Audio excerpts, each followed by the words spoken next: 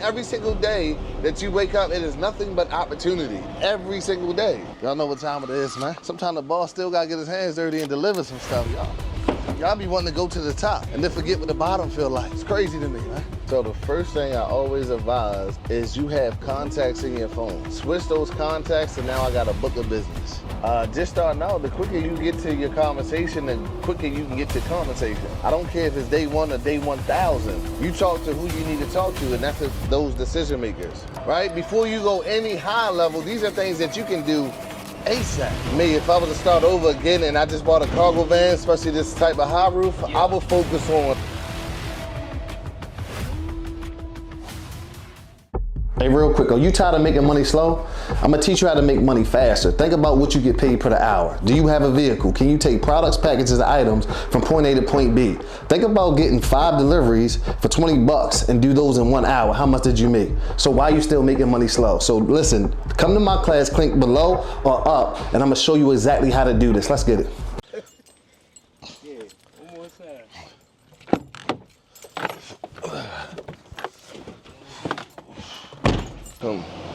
Y'all know what time it is. Like, it's another episode. We going crazy. Let me know real quick in the comments. Like, Dayron, I'm learning so much that it's me now. Like, I'm in the way of me absolutely going to the next level. Like, it's me. You done taught me. You done gave me so much free game. And the thing about it is, Dayron, I gotta look at you and say, I'm not valuing this information. Like, I'm not taking action. Like, it's me. Like, I gotta look in the mirror and put my big boy drawers on and say, it's time to go in, y'all. So y'all know what time it is, man. Listen, I don't care what type of level I'm on. Y'all see me on the ground. Y'all see me in the van, right?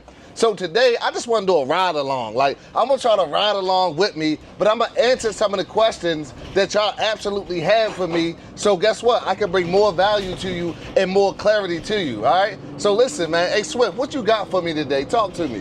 Hey, man, what are the specific needs of the clients that you have in this market? You said, what is, say it again? What are your specific needs that you have in your target market?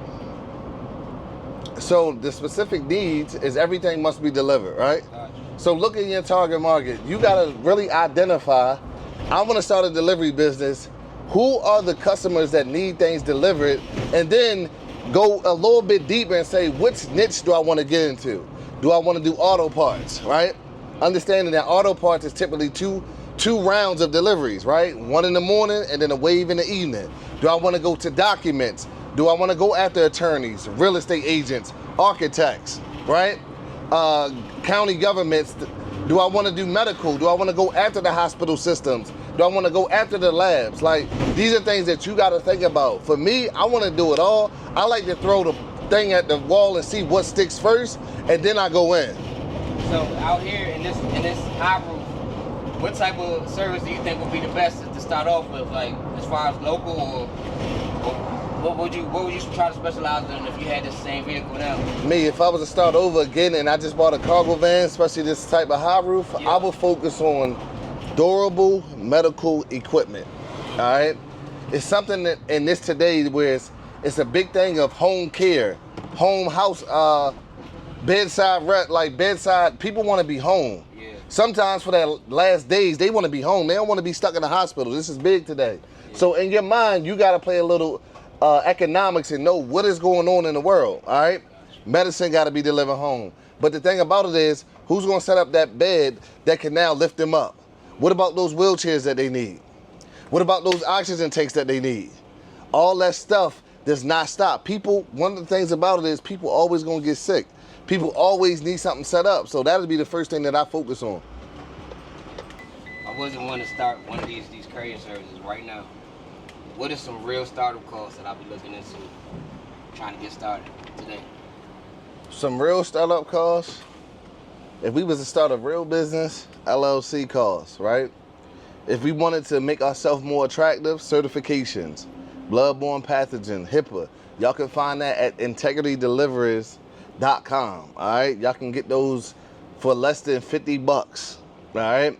I would get my TWIC card. I would go to TSA and literally go get my TWIC card so I can get some work from the ports. These are some of the startup costs. Literally, you can start your business for under $300, man. I pop out, I get my courier business started, right? Okay. how do I promote it starting out? Like as far as trying to get my first couple customers to get my feet in the door. What do you recommend, like promoting wise, in the first month or two of starting your business? So the first thing I always advise is you have contacts in your phone. Switch those contacts, and now I got a book of business. Everybody that you know, you need to let them know, hey, I started a courier delivery business. I solved the problem from getting that product off of the manufacturers or whoever makes it or wherever it's coming from to where it needs to go. If you or anybody that you know works at a place that needs this, would you mind giving me an introduction? Right? No cost marketing. You already built these contacts by just living life, because everybody may know where you work at, but they don't know what you do. Your best friend might work at a place where they use courier services and you never know that because you didn't open your mouth. Right? Number two, social media. We can get on here and we can promote all this and share all these crazy videos, but who is going to scream from the mountaintops, hey, listen, I started my courier delivery business. If you need me, let's book a call, right? If you need my services, let's book a call and let's talk about it, right? Before you go any high level, these are things that you can do ASAP, immediately.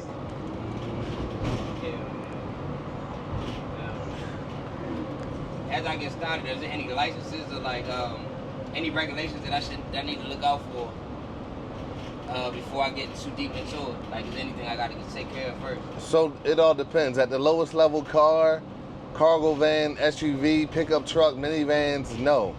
But as you cross that threshold of now operating the vehicle that's gross vehicle weight is 10,001 pounds or more, now you got to go get a DOT physical to add on top of that license. Now you got to be getting DOT inspections, right? But when you under that threshold, if your gross vehicle weight weighs 10,000 pounds and less, you're good to go. You're in the clear. So the insurance will stay the same until I get to that point, basically. The insurance? Yeah. Yeah, insurance depends on contracts. Whoever is giving out the contract puts those insurance limits on the person who's getting the contract or the company who's getting the contract. It's all laid out there for you. Hey, listen, you need this level of insurance and you need this type of policy. It could be a personal policy or it could be a commercial policy, but they outline it that way. Literally, you know exactly what insurance that I need to get in order to obtain this contract. So give me some of the words that, you know, a lot of people are not privy to. I know it's a language. When it comes to promoting your service, man, it's a language that you got to speak almost. Like, what unique selling points should I highlight when first starting out, man, to let people know that I'm serious, not curious? Cool. I'm gonna give you a method that's gonna produce results over and over and again and enlightening fast. Hey, go ahead to ChatGPT. Yeah. Go ahead and tell them, hey, listen, I'm starting a courier business. What language should I use? Also, how can I hit those pain points and market my business at the same time? And let your business assistant go to work. That way you're not sitting around thinking about, oh, what should I do? Let your business assistant think for you. Gotcha. All right. Let me see. When it comes to complaints, how should I handle customer complaints or issues that arise throughout the day of doing this? Usually complaints come from miscommunication, right? You have to communicate effectively, and then you have to attack it head on. Don't try to beat around the bush. Don't try to soften the blow. Hey, listen, if you drop the ball, say, unfortunately, I dropped the ball, right? Take ownership, acknowledge it, apologize, but then add in the course of action. So that way somebody can look at what you're saying and saying like, hey, listen, unfortunately, my driver was late. We do take full responsibility. This is what we're putting in place, right? We're putting in the track in place. We're putting in the extra call. We putting our best driver on your account. Whatever that solution is, that way people feel more comfortable like, hey, you addressed it, you apologize, and now you're correcting it. Hey, quick, check this out. Are you still stressing about making money? Hold on, let me show you something real quick. My student said, listen, I like to share that I finished December with $11,610. Let me scroll up real quick so I can show y'all exactly why getting paid for everything that you do is absolutely important. This is the same student, as you can see, 5 miles, $30, 3 miles, $30, 11 miles, $138, and making money fast. She did $2,600 in her vehicle. Listen, pretty good week in my tie hole. So if you got a vehicle, I want to teach you how to take it and make more money than you making now. Listen, go ahead and click the link below. I'll see you inside. That's solid. Alright. Let's see. You've been talking a lot about how to contact these higher ups. But in the first couple months of getting started and trying to build your name, what are some of the people that you feel like I should know through the door to basically build up a reputation as, you know, having a good courier service? Just starting out, the quicker you get to your conversation, the quicker you can get to conversation. I don't care if it's day 1 or day 1,000. You talk to who you need to talk to, and that's those decision makers. Logistics managers, transportation managers, right? Purchasing managers, procurement officers, contracting officers, whatever those type of titles are the people that you need to talk to. Not no customer service person, not no customer service supervisor, none of that. The people who are out there bringing in the vendors and the contractors are the people that you need to talk to. The language you need to speak is, hey, listen, you don't need to let them know that you're new. Nobody wants to work with a new kid on the block, okay? So what you want to do is add in some type of an experience and say, hey, listen, I've been able to do X, Y, and Z. Even if you have done nothing, think about it, get creative, right? Think about it, how I tell people all the time in this industry. Oh yeah, I don't have any delivery experience. Have you ever went to the grocery store, picked up those products, delivered them back to your home address? Then you did a delivery before. All right. So it's kind of off the top, bro. I'm gonna find some more of these. I see you freestyling over there. I got the pictures on the top. Morning, from your experience, man. From doing this over the years, what are the most profitable times to drive? Because I know you can choose to drive at night when there's nobody on the road, but most of the action goes on between 9 to 5. So correct. What would you be your suggestion to somebody that's trying to find a profitable set of hours to hit the road? Okay, so understand life, more businesses are open between the hours of 9 a.m. to 5 p.m. So if more businesses are open, what do you think the volume is going to be? Crazy. It's going to be more volume during those hours. So typical business hours is where you want to be. This is where you see a lot of contracts. Also, right, if you are one of those people who want night, understand what works at night, what is open. Hospitals don't close 24/7, 365, right? Don't try to do auto parts 24/7, it doesn't work. Body shops close at 6. You know what I'm saying? So understand, make it make sense, but at the end of the day, the most profitable time in life is 9 a.m. to 5 p.m. Middle. That's all right. Okay. Let's see here. Now, let's say you wanted to secure some funding.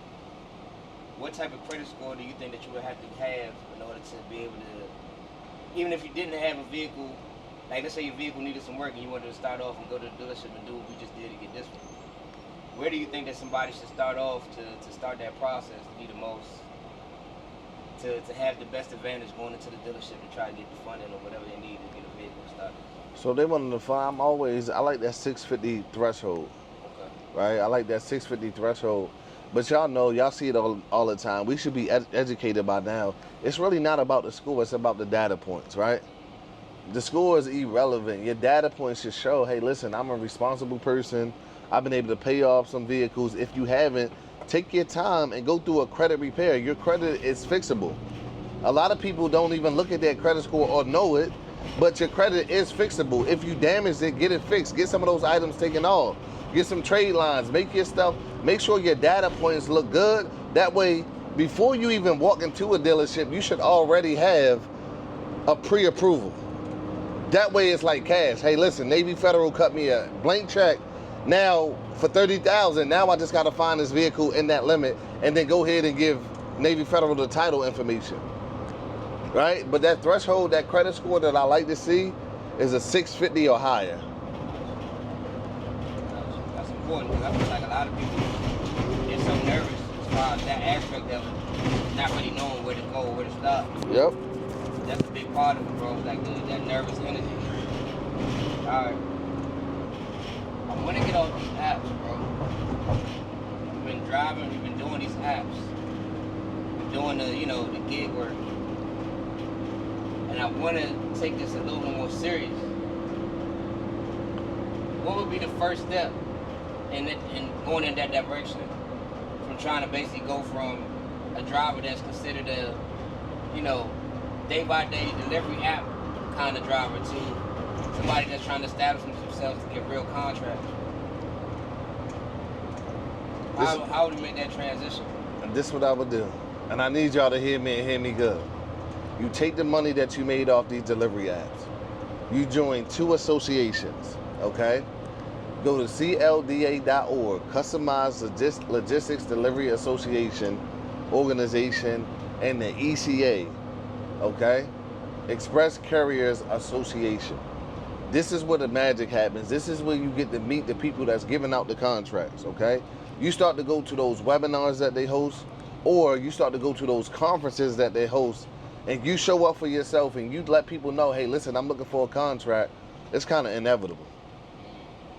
Yeah. Do not let that go over your head. Yeah. It is 2 organizations that will help you get some work, help you get contracts, and help you go from that everyday gig at person to absolutely having solid contracts, having a solid business, having a predictable income, and be able to grow your business. I think that's the intersection that a lot of people are kind of like confused about too, bro. Because it's easy to hop on the app, apply, start getting work, but then when you want to make that transition, it's great. It's a gray area right there. A lot of people don't really understand how to move. But in making that transition, it's just like you had to have the data points going into the dealership. Are there certain data points that you need to have in place before they could take you serious going into these conversations with these other industries and these CLDAs and all that? Well, it's levels to this stuff, right? So when you start going to these associations, you'll see two main players, right? You'll see carrier companies, which their requirements are a lot lower, and then you'll see shipper companies, right? Don't go to no shipper company like a Daily Tire, right? Like an Ulta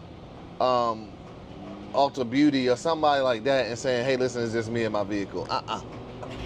Right? It don't work that way. It's not that sweet. You got to come with the big boy insurance, right? You got to come with the $1 million policy, the cargo insurance, right? You got to come with a capability statement. When you're dealing with these carriers, the good thing about this is it's set up. It's an alley-oop system, right? They get the business and now they set it up for people in everyday vehicles to be able to come in, get a good piece of business, and now if they establish a great relationship with that business, now they can get more, which is now moving into that term called master contracting, right? Instead of a company working with a whole 100 independent people, they would just rather work with one person that now has 30 drivers, and now he's managing his team. Does that make sense? This is why it's set up to establish a great relationship, get a good piece of business, whether that's American Expediting, whether that's US Pack, right? Whether that's drop off, get that good chunk of business, okay?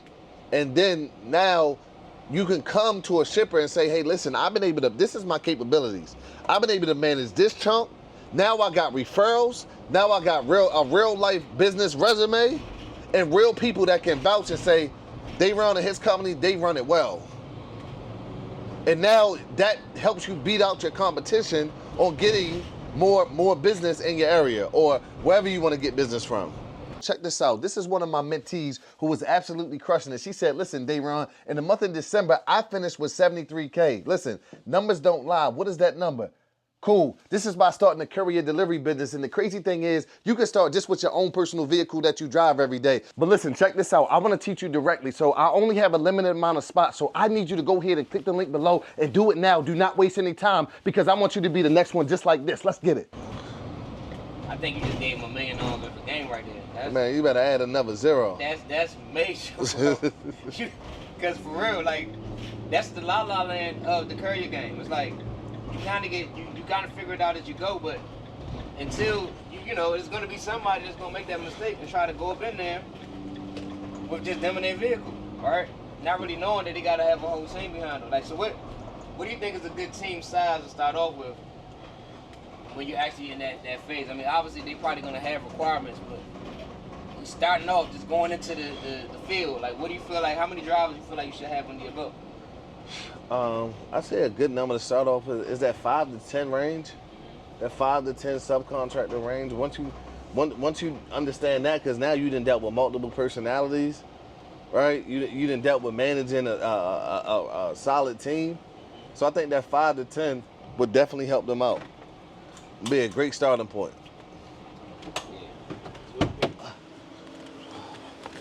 Y'all know what time it is, man. Sometimes the boss still gotta get his hands dirty and deliver some stuff, y'all be wanting to go to the top and then forget what the bottom feel like. It's crazy to me, man. Let's get it. Hey, you recommend being strong doing this, especially if you got a high roof? It looks like the packages are kind of big, bro. Like, what's the biggest package you think you've never had to, like,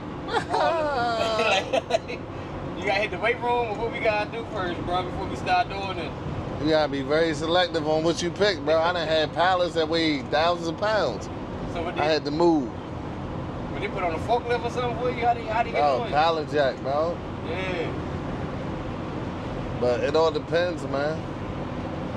You know what I mean? Because you can do auto parts, and you need a high roof like this because fenders and stuff. Yeah. But you know, fenders don't weigh that much. It's just long. Right.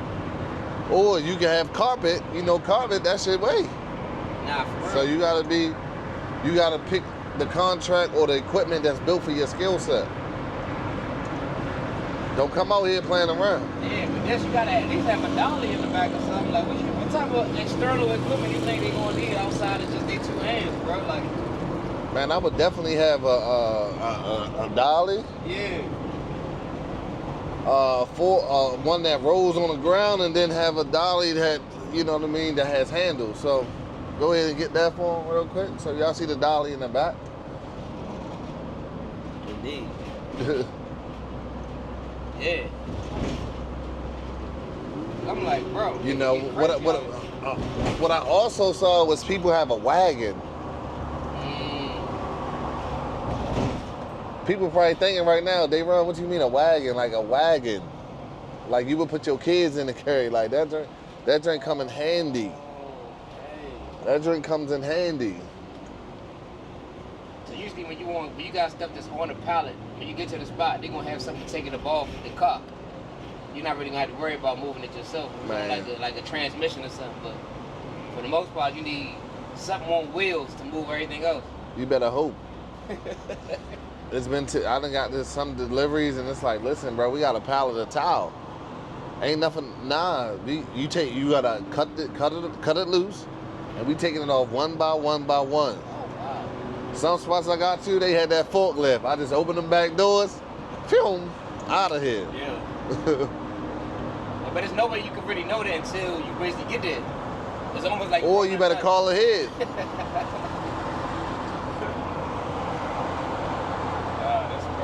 Right, but understand pricing. When, like, this is something that, as a business owner, you got to understand pricing too. So when you got to hand unload, guess what? That costs a little bit more. You got to add that into your fee. They got to pay more for that. That's more labor. A lot of people be letting these companies just get away because they don't know any better. It's more labor, that's more cost. Make sense? So how do you add it on after? Like, let's say they put it up and they don't have it. If I'm pulling up, hey, listen, I got this pallet. They don't have a forklift to take this off. They're asking me to hand unload this. Before I hand unload it, right? Understand there has to be some price that's, hey, I'm gonna charge an extra $50. Do I have the authorization to do so? Okay. So are you agreeing to that price, or I'm gonna take it back to where I got it from, and then I'm gonna let them take it off with a forklift and send somebody else to come get it. That's I guess that's what I was asking you. That do I have authorization to do so? It sounds like the magic sentence. Hey, hey, listen, I'm gonna have to charge $75 for this hand unload. That way everybody understands. Like, hey, are we good with this? All right. Yes, cool. Let's get it. Yeah. See, that be the piece everybody missing, bro.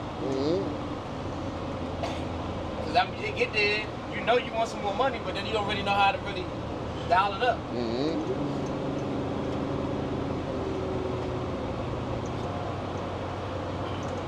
So they around me in the middle of summertime. I know it's hot, there's a lot going on. What do you think is the peak season though? To not really just to start, but that you think is the most busiest time of the year when it comes down to doing it? When it comes down to the delivery industry, anywhere in that fourth quarter closer to the holiday, it's called peak season. Every year there's a peak season. During the holiday time, what do people do? They order more stuff. They order gifts, right? They start rearranging, getting ready for people to come in town, right? People are now losing their luggage at airports because they traveling more. So now, you know what I mean? You picking up luggage, delivering yo. Oh, y'all catching this? Everything has to be delivered. It is nothing every single day that you wake up. It is nothing but opportunity every single day. So during peak season, it's holiday season. You know what I mean? I'm with it. The furthest delivery I ever did, I went to this place called Wise, Virginia. It's between Virginia and literally 20 minutes down the road is Tennessee. What? Yeah. So it's not going towards like the North Carolina side. It's like the outer. Yep. Like, damn. Like the southeast of Virginia or something, southwest of Virginia. How long did it take you to get out there? I think 9 hours. 9 hours. Bro, we get to New York before. What part of Virginia? You said Wise? 9 hours, bro. So they pay for a room or something?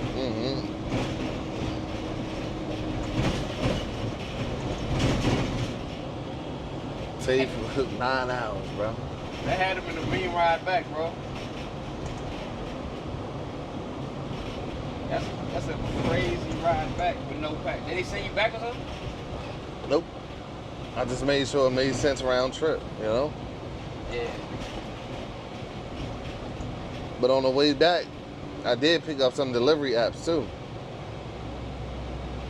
Oh, so you can just do that. You can just go ahead and hop on the apps while you out Yeah, there. you should always have your apps on. You damn right. Okay. Cause they not expecting you to drive 9 hours back and do no work that day. Drive down there, and then you want to look on your app and see, okay, cool, what's out there? What can I pick up on the way back to make this make sense, to make this make more money?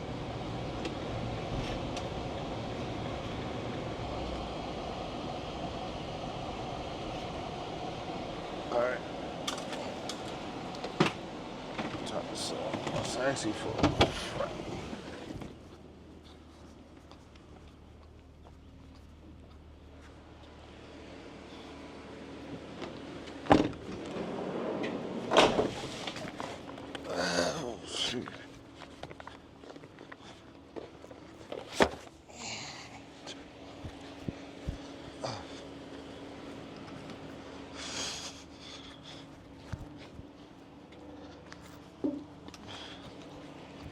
Let's get it, Swift.